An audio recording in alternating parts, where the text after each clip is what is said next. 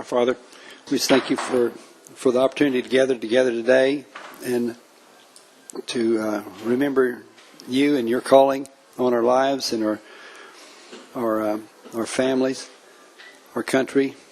We ask you to just open the hearts of our countrymen, that you might pour out your grace upon them to see the gravity of our situation as a nation and as a people. I pray you just draw each one closer to you. Pray that your name might be glorified during this meeting and through the ideas that are shared. In Christ's name we pray. Amen. Thank you. Please be seated. Enjoy the grub. Thank you all for coming out on a cold, rainy, gray, wet day. I thought we were going to have 20 people. I think we've blasted past that, so this is great. That's great for our speaker, Dana Murphy, today, that she's not talking to an empty house. So, hey, let's take care of announcements first, just things that are going on around town. I saw Pastor Kern here. He's the pastor at Olivet Baptist Church. That's on Northwest 10th Street in Oklahoma City between Walker and Western. This coming Sunday night, I'm making the announcement for you unless you have something else to say. Well, you're such a fine friend. I'm standing up here to affirm what you're saying is true. So what I'm saying is that he's going to give me all his money. No. Sunday night at 6:30 p.m., he is going to host Dan Fisher doing the Black Robed Regiment presentation. So he's going to Dan will put on that garb from the 18th century. He's going to look like a pastor, take the persona of a pastor. He's going to preach and teach and tell the story of those pastors of the 18th century and how they got involved in the Revolution and the fight for freedom and led their men off to war. Then he'll pull off that robe and he'll have on underneath the regimental uniform of the soldier, and he will take on that persona and talk about being in the Army. He will have with him his traveling museum of actual pieces that were in those battles that you can feel and hold and touch the flintlocks and all those things. So that's Sunday night, 6:30, Olivet Baptist Church. This is great, though. If you've never seen that presentation live in person, it is a lot of fun. It's educational. It's entertaining. I can't remember how old all your kids are now, Lee. Maybe some of the oldest one might be able to get something out of it. Make it a date night. Take your wife. Let's see. Other announcements. Yes, Thursday night at USAOXYZ Incorporated College of University of Women in Science and Arts and Things. It's the university in Chickasha. Y'all know what I'm talking about? USAO Chickasha is going to host a candidate forum for governor, and this week features Dan Fisher. So if you're down towards the Chickasha area, you have friends, family down there, invite them to go over to the campus that evening at 7 p.m. To hear Dan do some speaking there, and then, of course, answering questions from the audience, which he always does at all of his events, which is great to get to hear him interact on education and the economy and taxes and all that good stuff. So while we're on the subject of Dan Fisher, I see I'm not the only one wearing a shirt in here. Let me just give you an update. This campaign for Dan Fisher kicked off on August the 20th. Only 6 weeks. 6 weeks is all they had leading up to the end of the first quarter reporting. And, of course, the Tulsa World and all those liberal groups that hate Dan Fisher said he's going to be the longest of the long shot. He's got nowhere to go. There's all these other guys with gravitas, blah, blah, blah. And I will tell you that another candidate in the race, the lieutenant governor, has been bragging that after 7 years of campaigning, he finally has 1,000 contributors. Guys, in 7 weeks, Dan has 600 contributors and $95,000. I think he's for real. Those guys who think they're at the top had better look out, because it's going to come down to Dan and one of them. I'm telling you that right now. And so if you are a Christian, if you're serious about stopping the murder of unborn children, those other guys aren't even talking about it. Dan is your only choice. So if you haven't looked at it yet, you need to look on his website, watch his videos, and you need to get on board and join the movement. I will hand deliver you a t-shirt. All right, any other announcements for the good of the order? We have several exciting programs coming up. Let me just run you up to Thanksgiving, and then I'll turn the microphone over to Dana Murphy. Next week, we're going to talk about old earth creation. It's one of those theories that we don't talk about a lot because there's other extremes, and it's one of those ones that's maybe in the middle we don't talk about. I thought it would be fun to get a proponent of that to share that with us.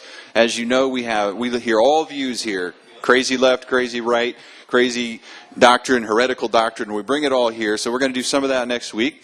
And then, let's see, we're going to have Trent England come from the Trent England Show. He's going to go deeper into the national popular vote than what we did the other day when we just kind of laughed at it a little bit. We're going to look at that. Then we have another candidate coming for Lieutenant Governor, Dominique Block. So I've been in touch with him. He'll be here to share his campaign message.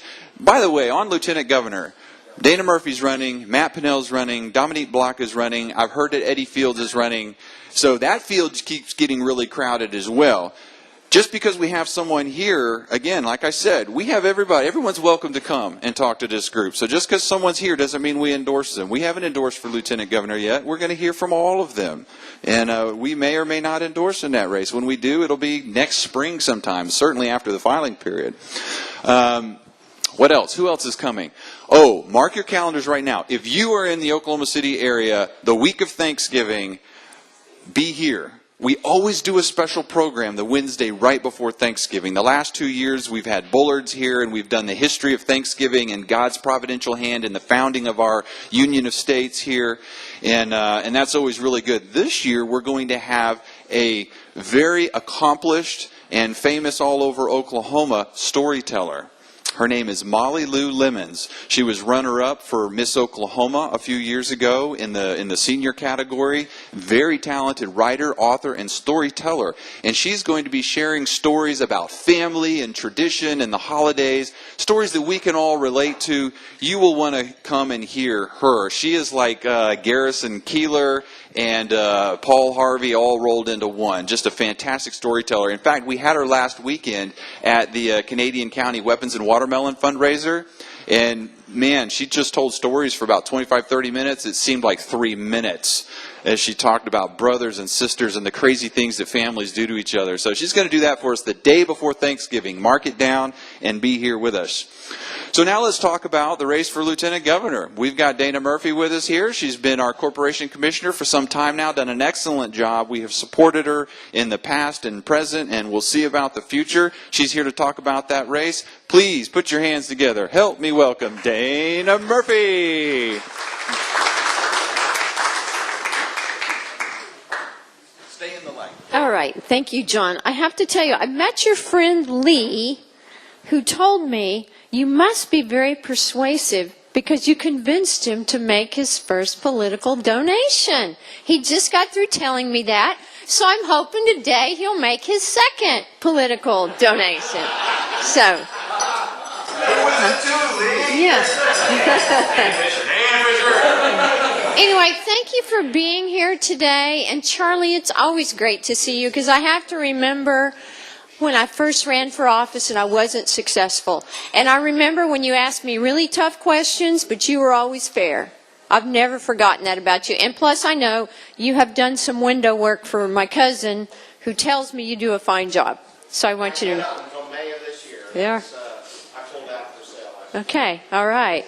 Well, it's great to be here today and for you to find out why it is that I'm running for this position when I'm in a position that I've really enjoyed and I feel like I've really made a difference. And that's really what this is about.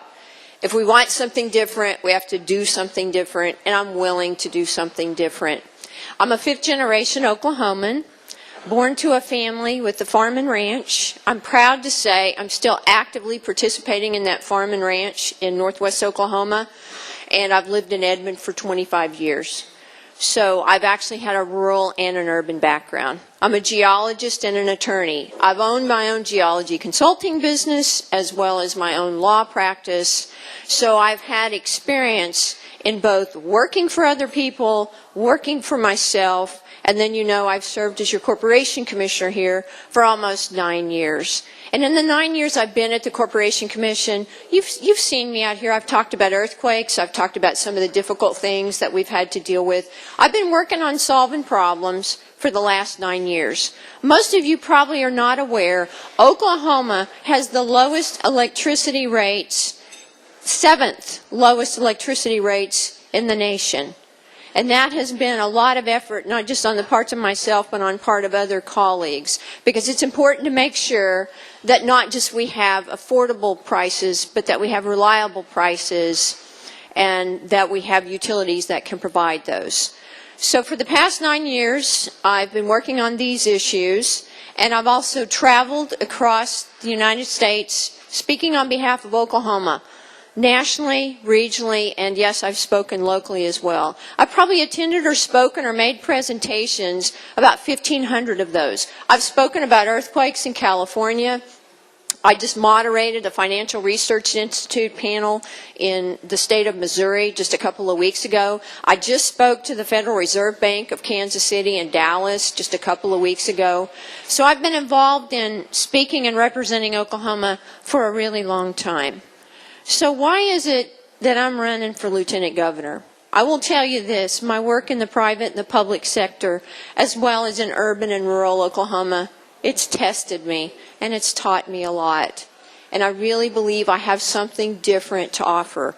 I think it's time to move the Lieutenant Governor's role beyond the traditional role. And most of you, if I asked you, what is the role under the Constitution of the Lieutenant Governor? Do you know what it is?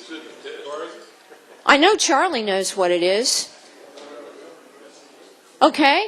I heard somebody say when the governor's not in the state, you step in on behalf of the governor. You also serve as the president of the Senate, but if you look at what the constitutional language says, it says you shall have a vote, a casting vote. And you know what a casting vote means? A casting vote means in the event of a tie, you're the one who can break the tie. You also preside over a joint session of the legislature, so we know how often that actually occurs. And then it's not under the Constitution, but you serve on about 10 boards or commissions, including the Commissioner of the Land Office, including the State Equalization Board, the Tourism Board, and some other boards and commissions. I will tell you right now, I've served on many boards and commissions as a commissioner. Beyond being the chairman of the Corporation Commission right now, I serve on the Salvation Army Board Central Command. I serve on the Board of Trustees at my church. I serve on the Oklahoma State Water Research Board. So there are many boards and commissions I've already served on. So if that's one of the roles of the Lieutenant Governor, believe me, that's one I'm very familiar with. So what is it that I want to do different about this?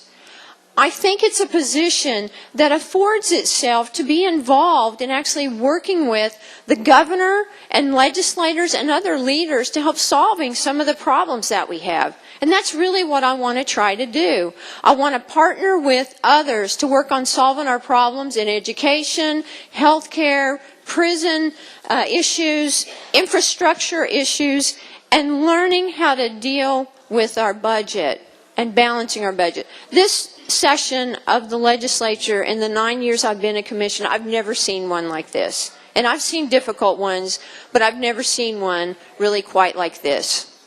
So that's really the basis for why I'm actually running for this. And I kind of look at it like this. When you're in a situation when times are really difficult, and they're difficult now, it's what are we going to do with not just a budget shortfall that happened this year. It's an ongoing situation. We have not been treating the symptoms of our problem. We've been treating the symptoms of our problems and not the roots of our problem. And I really want to dig in. If you look and see some of the things I've worked on as a corporation commissioner, I spent 3 and 4 years on pipeline safety issues, helping facilitate a group to come up with legislation so that we didn't have to deal with a one-size-fits-all federal program that we were going to have if we didn't take some steps in the right direction. I've dealt with legislation on not just oil and gas, but many other issues, and it's taken years to actually move the needle forward. I think on some of these issues we're going to have to really dig in. It's going to take some time to do it, and I'm committed to doing that. I think when you're in a really tough situation, you look for people who are proven, who have shown you that they will step up to the plate, and you might not always agree with all their decisions, but you know how they go about them. You know they're prepared, you know they analyze, and you know that they're willing to work with others, but they're still willing to stand up on their own. And that's what I have to offer, and that's why I'm running for Lieutenant Governor. My life has changed a lot with the family situation that I've been through. And I have learned things about myself I'm not sure I would have known I've been able to do. I remember when we were dealing with the big OG&E scrubber case, And we had a vote on that the day after my brother's funeral. And shortly after that, 2 of my other brothers have had heart surgeries. My mom's had heart surgery. So between the 3 of them, we've had 7 heart surgeries in the last year and a half. And at the same time, I have done my job. I have performed, and I have gone back and forth. There was a 5-month period where I went home every single weekend. It was about ear tagging cattle, feeding the cattle, helping do things I had not done in a really long time. So it was really, I'll just tell you, it was a very gut-wrenching time for my family to make it through all that. But I felt like it was still important to perform my job, and I did. So I'm here to let you know I'm offering something different. I'm happy to take your questions. And, John, I appreciate you inviting me here today. How do you feel about right-sizing government? Doing away with some agencies, boards and agencies. I think that's a really great question, because I think fundamentally we got to decide one thing. What government services do we want? And then we need to proper resource those.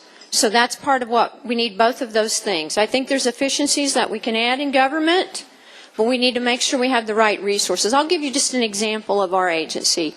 The Corporation Commission has a budget of about $57 million. Of that, only about 13% is appropriated. This year it was a little under $8 million. Of that $8 million, you look at that, okay, we've been dealing with the earthquake problem, right, for some time, about 5 years. It costs about $600,000 to $650,000 a year to monitor and deal with earthquakes and work with the Geological Survey.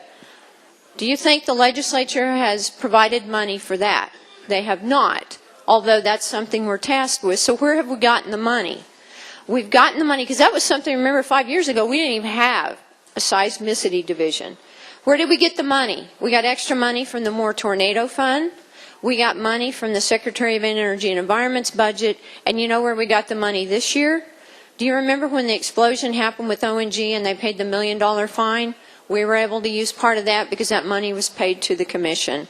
So the challenge that I see, here's another, within that $8 million, it costs for some of these long laterals to be drilled anywhere from maybe $4 or $5 million up to $12 million a well.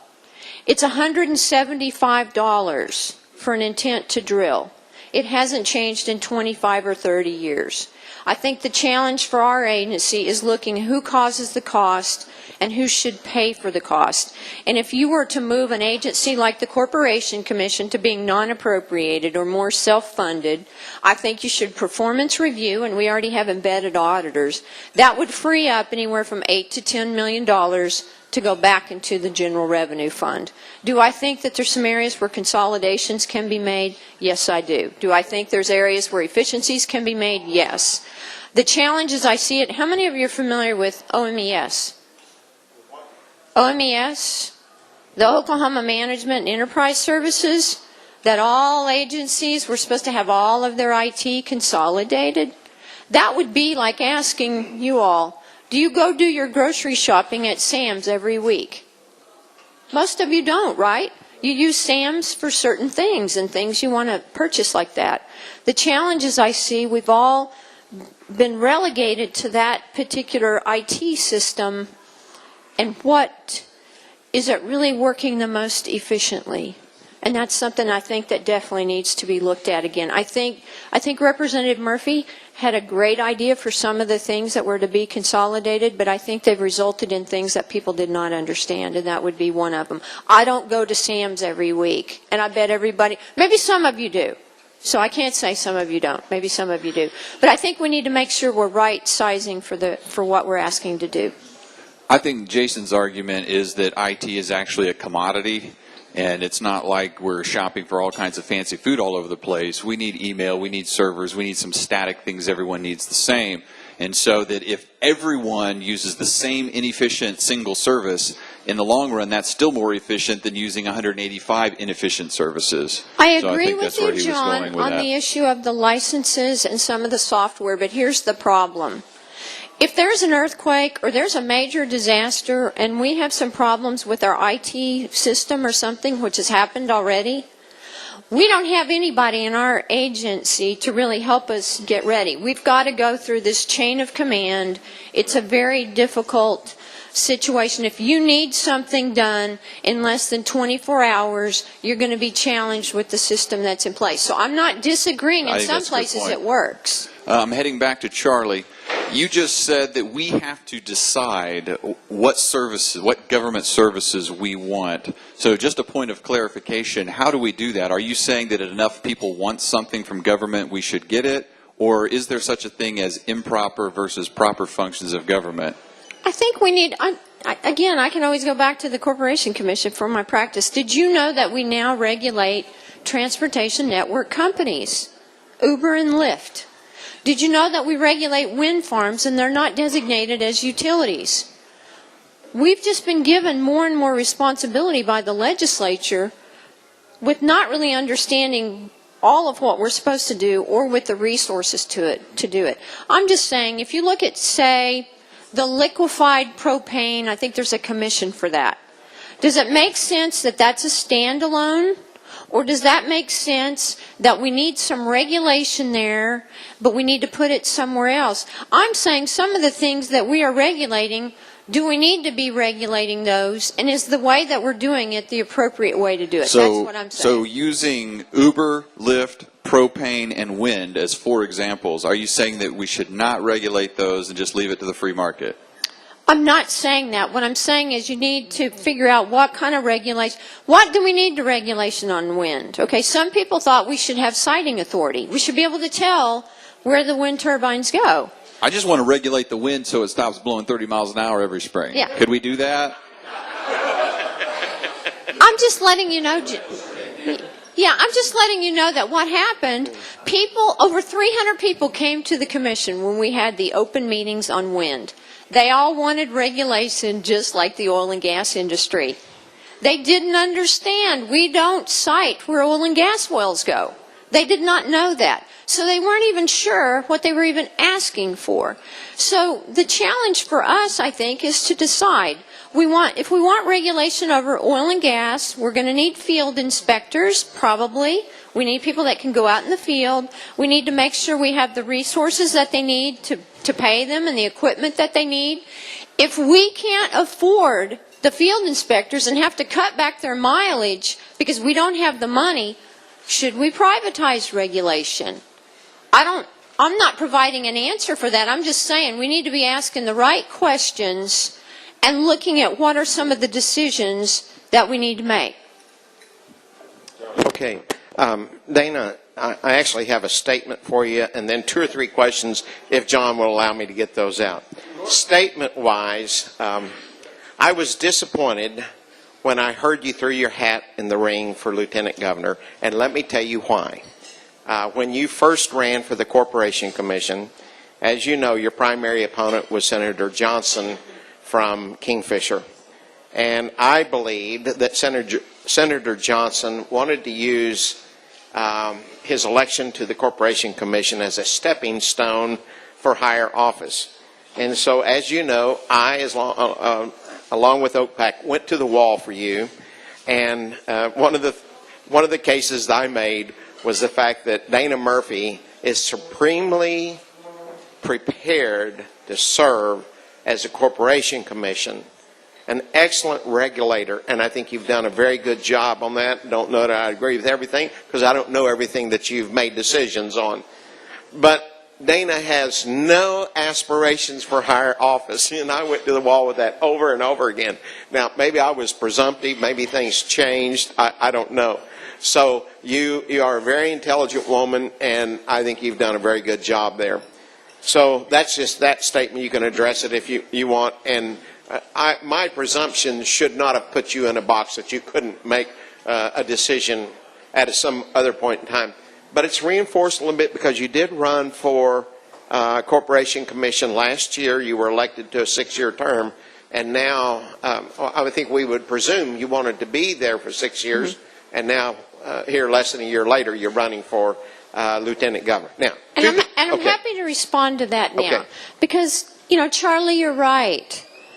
I haven't had aspirations to run for something else. I haven't. And I really wasn't sure. It took me some time to decide if I was going to run for corporation commissioner again because of this whole situation in my family. My brother that died ran our farm and ranch. We can't do what we did without him. It's taking all of us to do what he did. And I've watched. My brother was the volunteer fire chief of the May Volunteer Fire Department. He was one of those silent, quiet leaders. He did so much. His death really devastated the community. Over 600 people showed up to his funeral. He had a fire, all these fire trucks from all across western Oklahoma came. I've never seen anything like that. So my family went through a lot of difficulty through that time, and the one thing that really stood out to me was making the most of the moments of your life.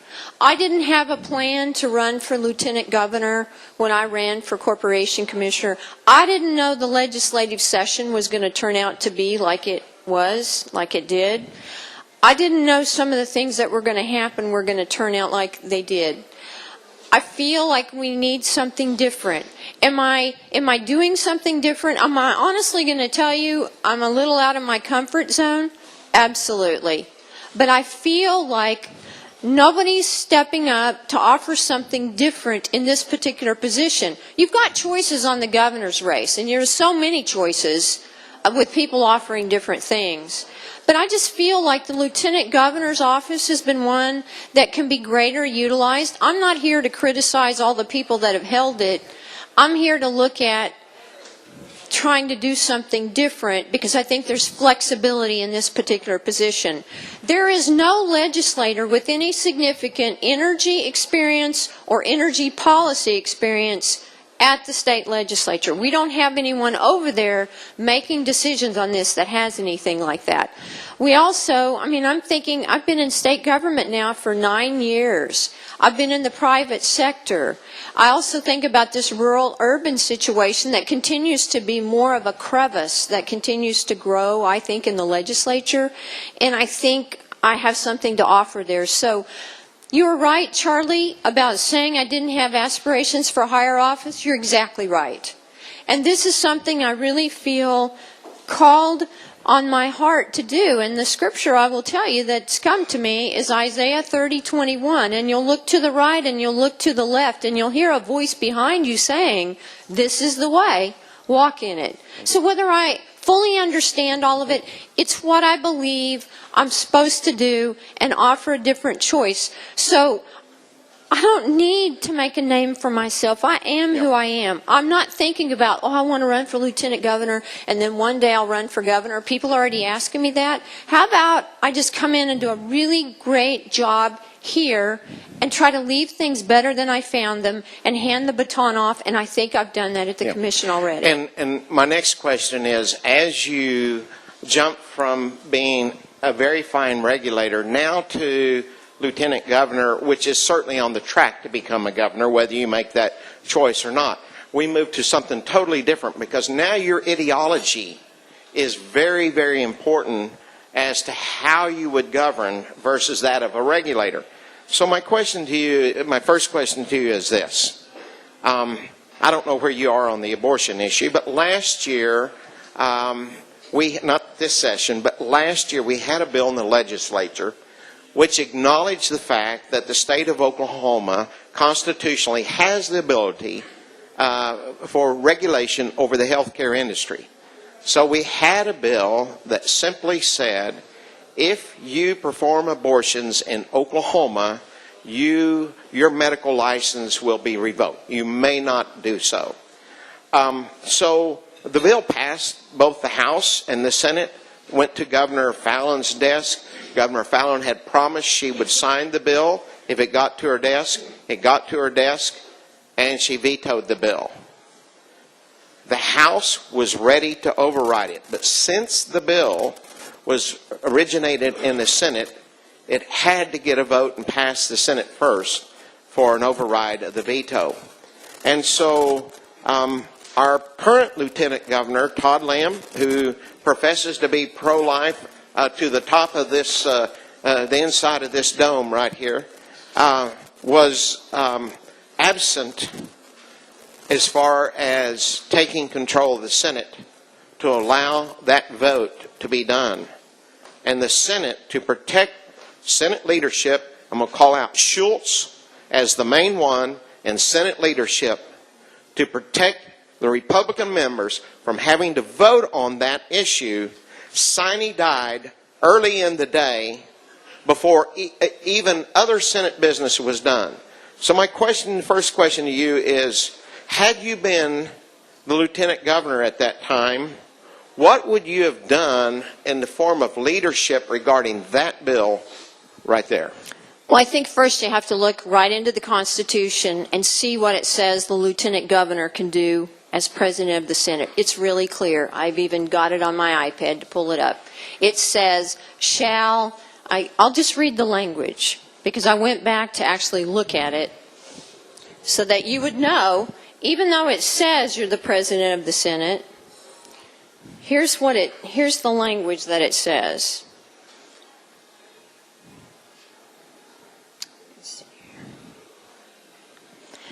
The Lieutenant Governor shall possess the same qualifications, eligibility as the Governor, and he shall be the President of the Senate, but shall have only a casting vote therein. That's all it says about being the President of the Senate. And so I was asked this question before about, what do I think about being the President of the Senate? I'm thinking first, we believe in the Constitution, right? And it sets out what you're supposed to do. So I think Bob Danny's the one that even asked me this question about taking over the Senate, or would you do this? I said, well, the one thing that you got to do as a leader, what does every leader need? What does every leader have to have? I don't care who you are. Followers. You have to have followers. So to me, I think in that particular role, I think it could have been, facilitating and trying to work with individual senators and try to bring it up. But the reality is, under the Constitution, it doesn't say that you get to call the session together. It doesn't say that. Now, if you're in Texas, the Lieutenant Governor probably wields more power than the Governor does, because he actually presides over. And there's language that supports that. So if you're going to try to step out in a different way, where's the language under the law or the Constitution that supports that? That would be my question. So for me, it's always easy to look back with hindsight. What would you have done? But I think the first thing would have been hoping you have a good relationship with some of the leadership and going to individual members who you've built relationships with and talking to them about bringing it up. So, Charlie, that's what I would have done. Well, in the past, Mary Fallon has taken control of the Senate under certain circumstances and has sat in the chair in doing so. I'm not talking about voting. I understand the voting to break a tie here. But, and I appreciate what you just read. Do you remember the instance when she did that? You said instances. I think she did it more than once. But it all involved the same topic. Is that right to work, I believe? Mm-hmm. Yeah. Mm-hmm. But my point is, we heard what you read, but what we didn't hear was it say that you could not do that. Now, we know that you can cast a vote to break a tie, but it does not say that you cannot preside over the Senate of which you're the president. Now, it may not go into a lot of detail, but just because it doesn't say that you can, how are we to believe it can't? As an attorney, if we had 3 attorneys in this room, probably have that many here already. They all are going to have a different opinion. They're all going to have a different opinion of that, So, but assuming, and the reason I'm asking this is because, and I asked you what type of leadership you would provide on that. Okay, that's one issue. Another issue here, you brought up education and corrections here. From a biblical standpoint, what would you say in the tie between education and prisons, prison overcrowding? What would you say is the number one issue why we have such prison overcrowding today? Tie that from a biblical standpoint and education and Department of Corrections together. What would you say is our number one problem that causes this huge overcrowding? The breakup of the family unit is what I would put at the, I mean, if I go to the scripture. Where does education have anything to do with the breakup of the family unit? You take a look at, I just saw a presentation by Mike Fields, who's the district attorney for the 4th District. I don't know if any of you were in Canadian County. You were there, John. I know you were there. He gave a great presentation that really talked about going back and looking at the root of where some of the problems that we actually have. And if you look at whether you're looking at criminal stats or whether you're looking at drug addiction or whether you're looking at some of these other things, you go back and you take a look. He talked about looking at it like you're in the stream. You're standing where you are, the water's running towards you, the water's running away from you, and you're standing right here where the situation is. So what is it that led to the situation that's right here now? And he talked about the situation with the Oklahoma being the #1 state for female incarceration. And he talked about poverty, he talked about lack of education, he talked about generational aspects, he talked about many different things that can actually lead to the situation that creates at least the situation for women. So if I take a look, and I don't know what, I'm assuming you have some scriptural reference that you're referring to, and that's the basis for why you've asked the question. But I just see the biggest root to me of our problems is looking at the family unit and how many single parents are trying to raise children, and just looking at all the difficulties of trying to deal with things that we haven't had to deal with. And the way that kids look at, I have a pre-K teacher helping me part-time with my campaign. She said most of the kids, she's in the Middale School District, they come to school, many of them come to school in dirty clothes, they have not eaten, so they're hungry, and they're not emotionally equipped to learn. So she has to spend a lot of time trying to spend and deal with her own resources to see if helping the kids in the different ways and getting their attention. She's moving children every 5 minutes because their attention span is so short to try to teach them how to learn. But going back to your question, I just really fundamentally look at it as what are we doing, what can we do to help support the family unit? Where do we go with that? And I feel like, the situation with prison overcrowding, I mean, I still think you look at a lot of the crimes and you look at the situation of where the people come from. Many repeat offenders. I think a lot of people didn't know when they voted for, I can't remember if it was Senate Bill 780, the one that made it where I think people thought for marijuana it was just going to be a misdemeanor, and instead it's any type of drug is really a misdemeanor. But getting back to your question, I see it, Charlie, as really fundamentally digging in. I think education needs to be restructured because most kids, I believe in homeschooling and vouchers, but most kids in Oklahoma are going to get their schooling in public school. And I think that needs to be changed. Well, and my perspective on that is the reason we have so many people in prison today is years ago we departed from teaching character, godly character, and Christian principles in our schools. And we departed from that because the U.S. Supreme Court basically kicked God out of our schools. If you go back, if you understand, when Thomas Jefferson was asked to create the first curricula for the Washington, D.C. schools, he said the only 2 books you need are the Bible and the Watts Hymnal, which is full of scriptures. He said that's all you need. And the first challenge to the very heavy dose of Christian character taught in our schools came in the 1860s in Chicago, when there were those that sued because we used the King James Bible in the schools and they used different Bibles. But my point is this: with the Supreme Court ruling the way it did, you obviously, I think, know Dan Fisher's campaign enough to know right now that he believes that when the Supreme Court oversteps their bounds outside what the Constitution allows them to speak to, he believes we should ignore it and go ahead and proceed on with what the states have the right to do. I'm saying if we started teaching Christian values in our government schools again, that would help to make up for the problems that exist at home. And you'd start teaching kids right and wrong and to respect private property and things like that. But it's going to take courage to stand up and say no. So that's my perspective. I guess on I that. fundamentally differ with you a little bit because Okay. I think Christian values and learning starts at the home, not at school.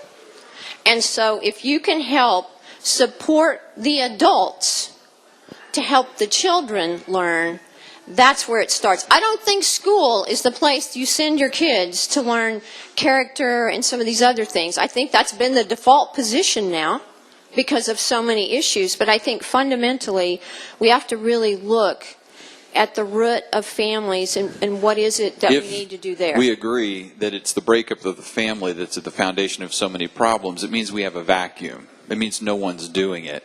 So your fallback position to changing and course correcting is then to put moral Christian values back into the education that everyone's getting. That's how you stop it. You can't go in and reach in and fix all these families. So we have to do the next best thing. Hold on a second. We have 12 minutes left. I got 4 more people who want to ask questions. I need you guys. John, I want to respond to that. No, time out.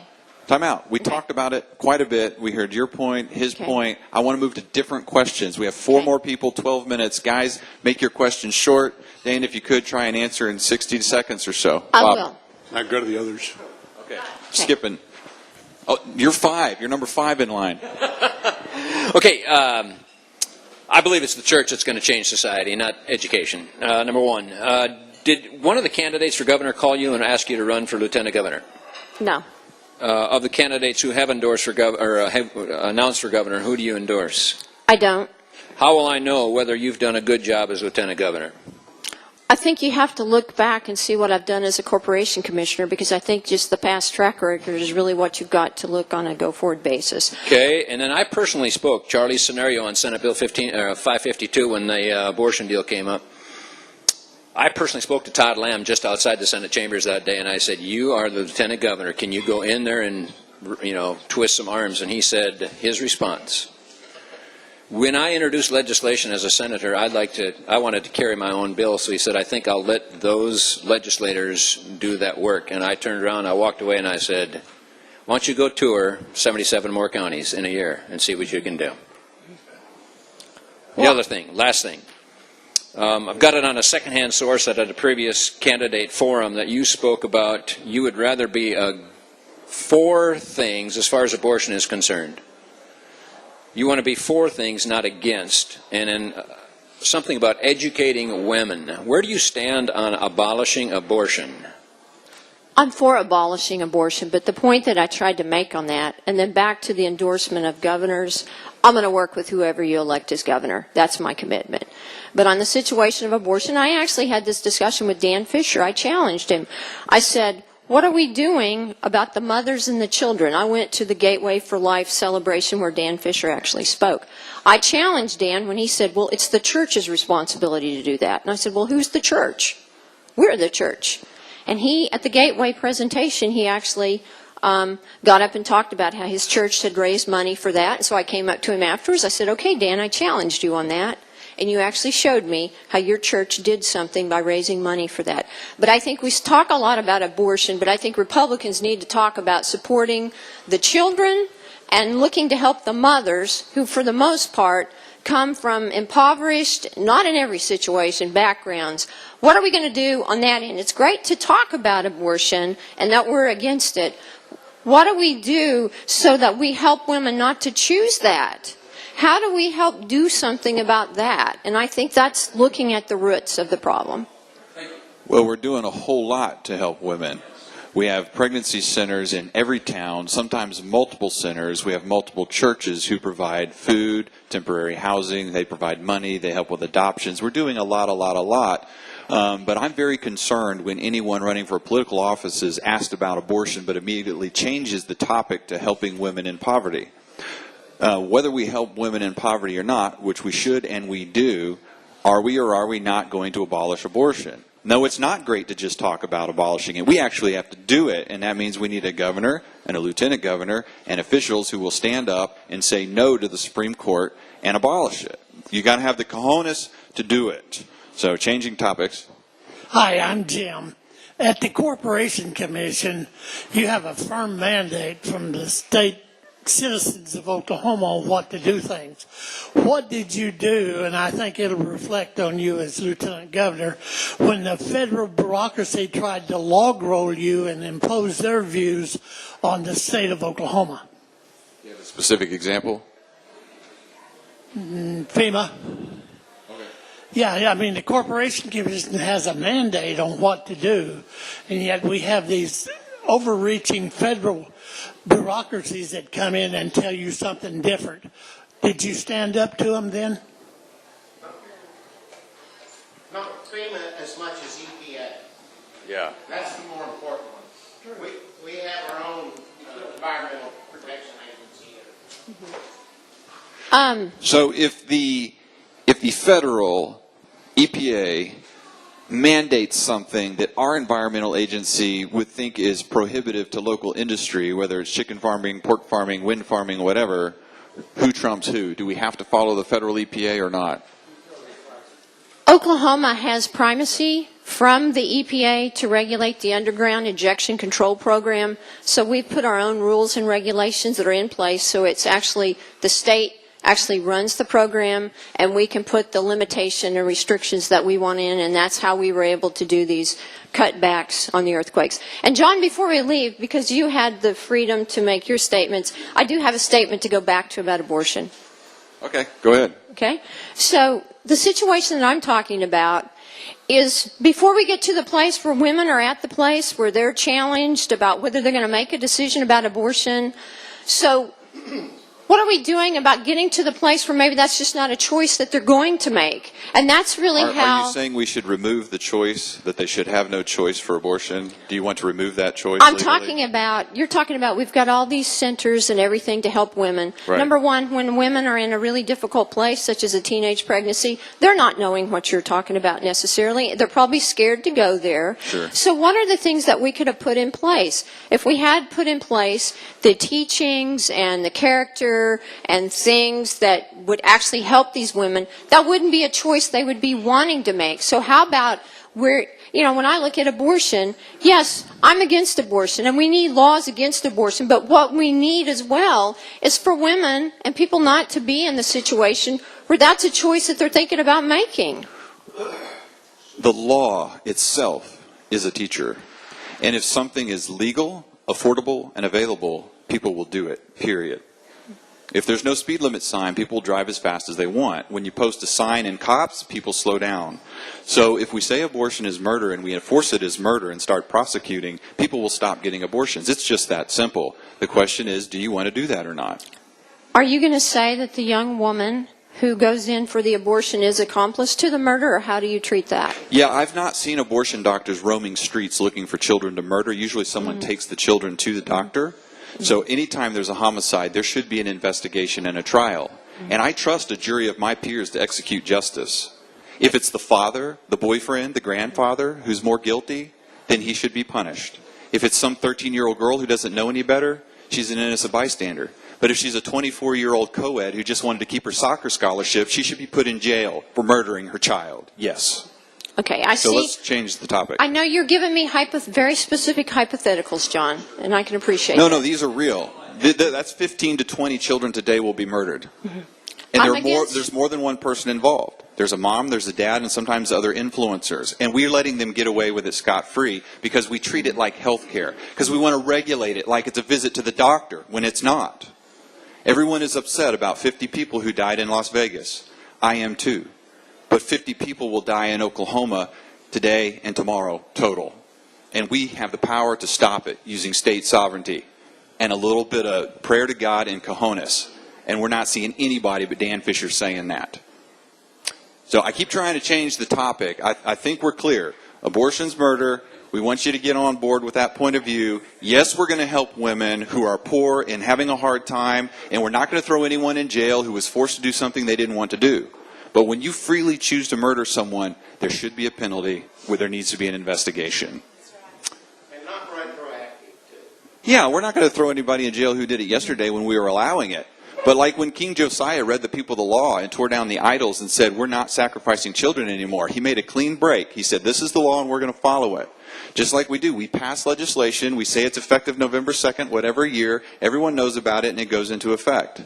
We will shut the clinics down and we will become the first abortion-free state in the union, and then others will follow. We didn't just stop slavery all at once in one state everywhere. There were states defying federal government, defying the Fugitive Slave Act in the 1850s and helping slaves to escape. We're in that position now where people like us are helping babies who are being led to the slaughter, and we're trying to rescue them at the clinics, in the schools, on the college campuses, in the pregnancy centers. These are the modern day abolitionists rescuing the slaves on the Underground Railroad, and we can't get to all of them. 5,000 more still die because the law is not changed and no one upholds the law. And we will have to do that state by state, just like we did with abolition of slavery. I hear your point, and I appreciate the point. I am against abortion. I do support laws against abortion. But on the other side, I really support like the work of Life Gateway and really providing women an opportunity to go somewhere and have an ability to not make another choice like that. We So you don't have the disagree law. on that Okay. stuff. We don't disagree on that second stuff. It's the first stuff I'm concerned about, because you keep saying, I want laws against abortion, but, and then you talk about helping women. These are two issues. It's not a but. I think they go together.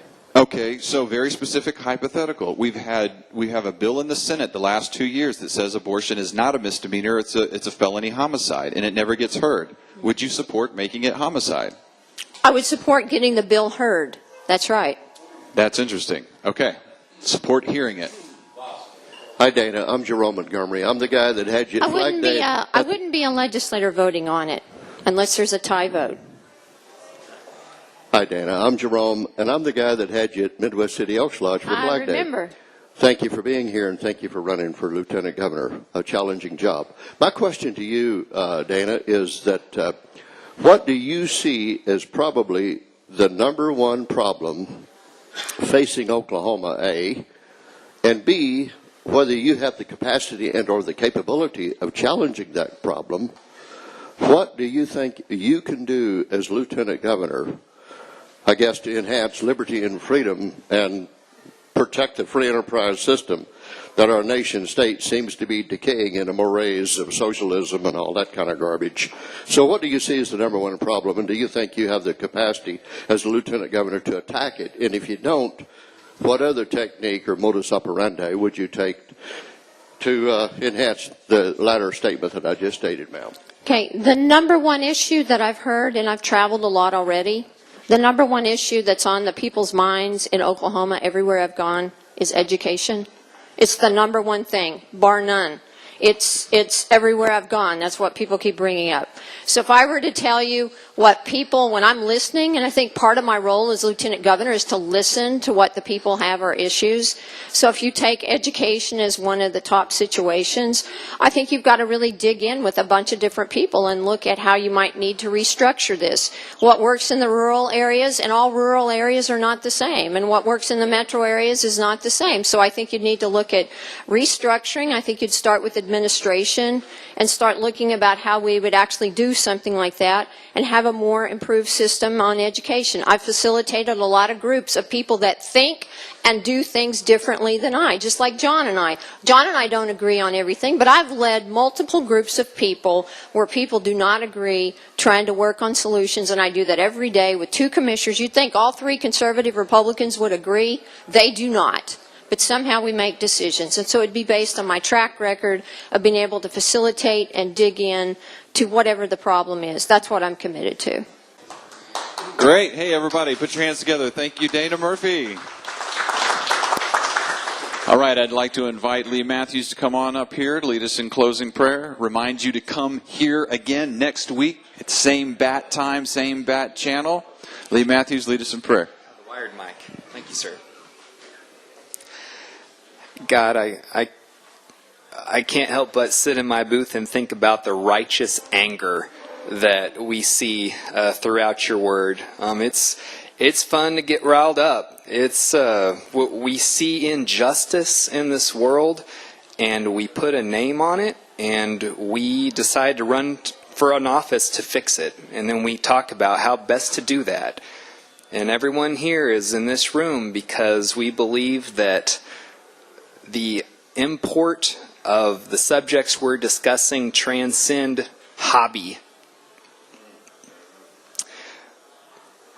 So with this understanding that the ideas we're discussing are important and that some of them do have eternal ramifications, we humbly ask that you would help us to adjudicate between right and wrong in a way that is consistent with the morality that transcends our earthly wisdom and is only available from you. We ask this in your Son's name. Amen.